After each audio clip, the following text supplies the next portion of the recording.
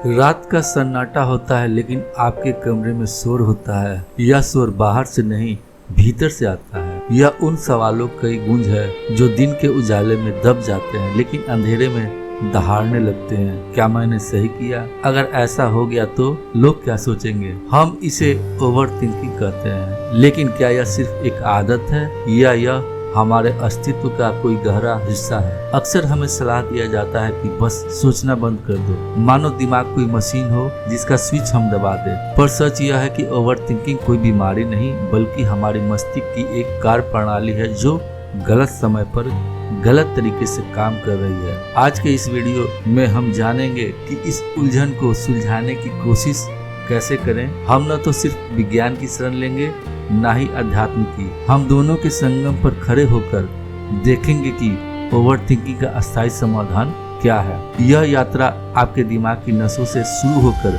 आपकी आत्मा की शांति तक जाएगी। सबसे पहले आइए विज्ञान की भाषा समझे। हमारा मस्तिष्क हजारों सालों के विकास का परिणाम है।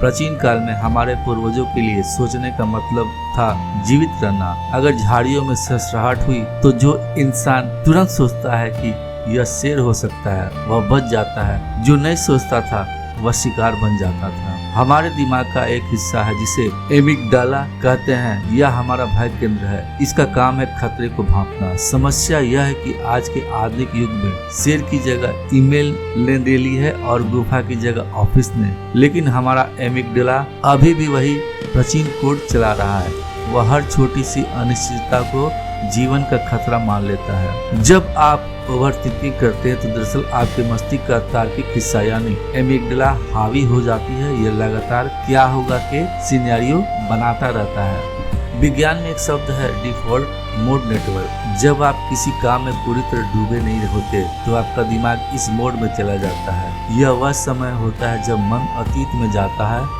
या भविष्य में घूमता है। शोध बताते हैं कि जो लोग अधिक ओवरथिंक करते हैं उनका DMN यानी कि डिफॉल्ट मोड नेटवर्क बहुत अधिक सक्रिय रहता है। उनका दिमाग कभी ऑफ नहीं होता। तो विज्ञान का निष्कर्ष स्पष्ट है। ओवरथिंकिंग एक जैविक प्रक्रिया है जहां सुरक्षा प्रणाली जरूरत से ज्यादा संवेदनशील हो जाती है। लेकिन क्या केवल दवाइयाँ या व्यवहारिक बदलाव इसे ठीक कर सकती है? यहीं पर विज्ञान की सीमा समाप्त होती है और अध्यात्म की शुरुआत होती है। विज्ञान हमें बताता है कि मशीन कैसे काम कर रही है, लेकिन अध्यात्म हमें बताता है मशीन को चलाने वाला कौन है। ओवरथिंकिंग की सबसे बड़ी जड़ है आइडेंटिफिकेशन। हमें लगता है कि हम वही हैं जो हमारे विचार है। जब मन कहता है मैं असफल हूँ तो हमें लगता है यह सच है। हम उस विचार में डूब जाते हैं जैसे कोई व्यक्ति नदी की धारा में बह रहा हो। आध्यात्मिक दर्शन चाहे वह अद्वैत वेदांत हो, बौद्ध धर्म हो या सूफीवाद, सभी एक ही सत्य की ओर इशारा करते हैं, साक्षी भाव। आप वह बादल नहीं है जो आकाश में आ रहे हैं, आप वह आकाश है जिसमें बादल आ रहे हैं। बादल काले हो सकते हैं, तूफानी हो सकते हैं, लेकिन वे आकाश को छू नहीं सकते। आकाश हमेशा शुद्ध रहता है। ओवरथिंकिंग तब तक जारी रहेगा जब तक आप यह मानेंगे कि मुझे अपनी समस्याओं को सुलझाना ही होगा अभी के अभी।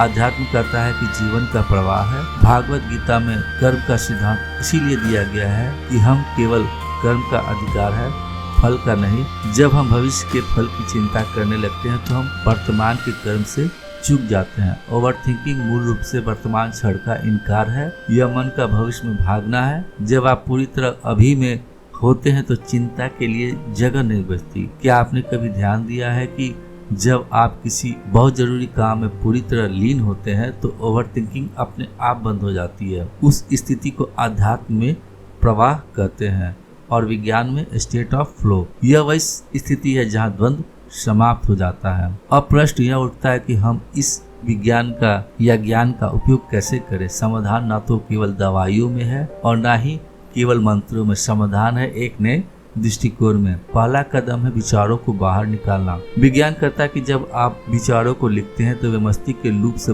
निकलकर कागज पर आ जाते हैं। इसे ब्रेन डंप कहें। रोजाना 10 मिनट बिना रुके लिखे। जो भी मन में आ रहा है उसे कागज पर उतार दे। यह आपके प्री फ्रंटल कॉर्टेक्स को शांत करता है। दूसरा कदम है साक्षी बनना। जब भी कोई चिंताजनक विचार आए तो उससे लड़े नहीं, बस उसे कहे मुझे विचार आ रहा है क्या मैं असफल हो जाऊंगा। ध्यान दीजिए, मैंने यह नहीं कहा मैं असफल हो जाऊंगा, मैंने कहा मुझे यह विचार आ रहा है। इस छोटे से वाक्य अंतर में ही आपकी मुक्ति छिपी है या आपके विचारों से अलग कर लेता है। तीसरा और सबसे महत्वपूर्ण कदम है शरीर को वापस लाना।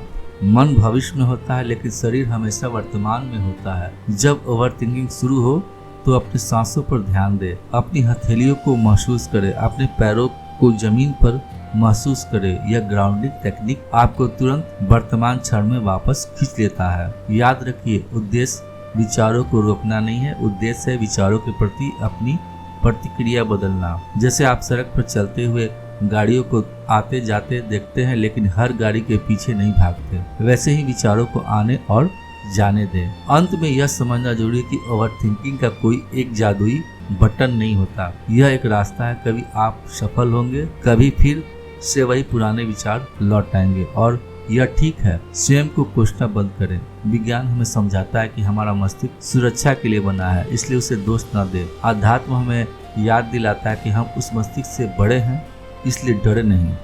अस्थायी समाधान यह नहीं कि आपके दिमाग में कभी शोर ना हो, अस्थायी समाधान यह है कि उस शोर के बीच भी आपका भीतर का आकाश शांत रहे। अगली बार जब रात को नींद न आए और विचारों का शोर हो तो बस मुस्कुराए और कहे, आओ मैं देख रहा हूँ तुम्हें।